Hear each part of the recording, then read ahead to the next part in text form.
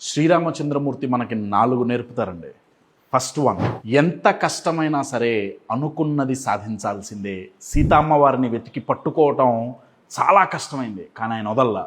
Second, ఒంటరిగా పోరాడితే success రాదండి. శ్రీరామచంద్రమూర్తికి కొన్ని కోట్ల వానరాలు టీం వర్క్ చేసి ఆయనకి హెల్ప్ చేసినాయి.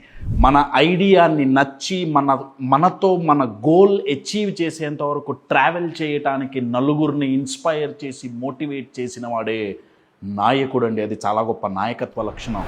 థర్డ్, ఎక్కడికి వెళ్ళాలో మనకి తెలుస్తుంది, కానీ ఎలా వెళ్ళాలో ప్రతిసారి తెలీదు.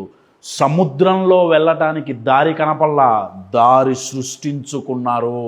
ప్రతిసారి మనకు అవకాశాలు దొరకవు, కనపడవు, సృష్టించుకోవాల్సిందే.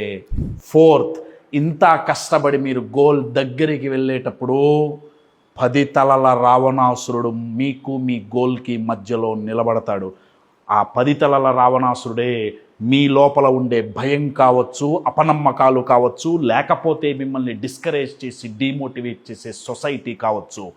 వాళ్ళని అధిగమిస్తేనే విజయం సాధిస్తారు. అలా చేసిన వాడికి లోకమంతా జై జై కారాలు కొడుతుంది. జై శ్రీరామ్.